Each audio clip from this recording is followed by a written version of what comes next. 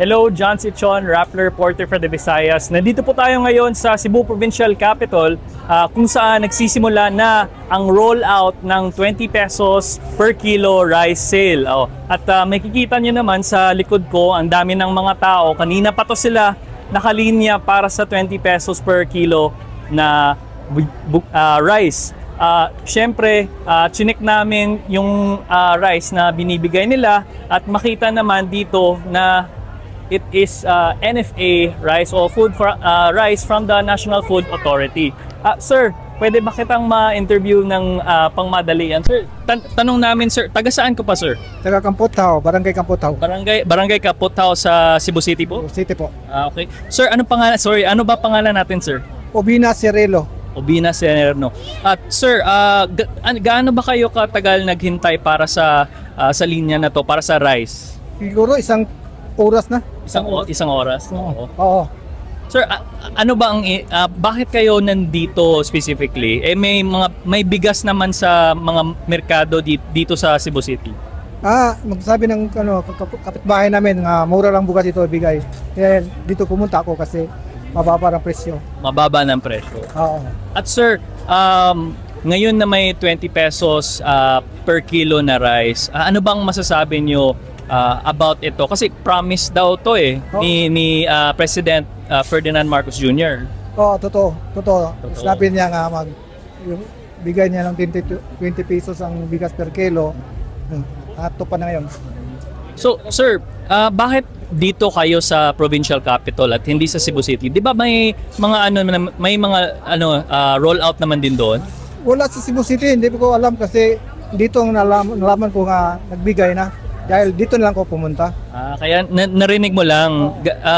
Paano mo sir, na-learn na meron pala dito? Meron kasi ang kapitbahay namin nakakuha ng bigas. Sabi niya, punta ka doon sa Capitol kasi mayroong bugas na bigay. Sir, ano ba ang trabaho natin, sir? Wala, habal-habal lang. Habal-habal. Driver. So malaking tulong ba tong bigas na bigay nila, sir?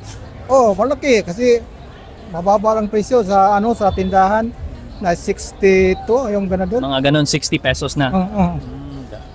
Dito ba 20 pesos lang. Ilan ba kayo sa pamilya, sir? Tatlo kami. Dalawang anak, dalawang anak sa asawa ko. Apat kaming lahat. Sir, anong magiging reaction ng pamilya nyo? Yung sa wife nyo, anong magiging reaction niya na bumalik ka na may 20 pesos rice? Ano kaya? Siguro nalipay sa ako dahil nga nabalik na yung bugas sa unang panahon nga i-promise niya. Malipay, sir? Masaya siya. Kasi matupad din yung pangarap niyang bigay na sa bigas na 20 pesos. Ngayon lang nangyari. Sir, maraming salamat, sir. So, narinig niyo man. Makita ko rin. Okay. So, marami dito ang naghihintay ng ilang mga oras para lang makabili ng 20 pesos per kilo na rice. At syempre, chinik naman namin yung mga available na NFA rice nila at it checks out naman na in good quality. Pero, of course, there are still certain things na kailangan i-check din, syempre yung legality. Kaya in Bacolod, nakuha namin from mismo COMELEC Chairman George Garcia that there are Visayas local government units that still do not yet have the permission to participate in the sale, in the 20 pesos per kilo rice sale. Kaya ngayon, nandito pa lang siya sa provincial capital where a while ago, the Department of Agriculture was also here as well.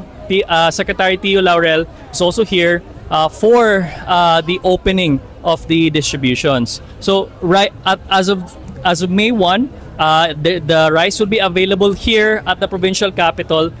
We're still going to be seeing more people come here to also avail of the rice. So we'll provide more updates soon because in some areas in the Visayas, also in Cebu as well, there are also rollouts happening. But there are other LGUs that have not yet received the exemption by COMELEC to participate in this program as well. So stay tuned for more updates. Follow our social media page on Rappler. Once again, I'm John Tichon. You're watching us on Rappler. I'm John Tichon, Rappler Cebu.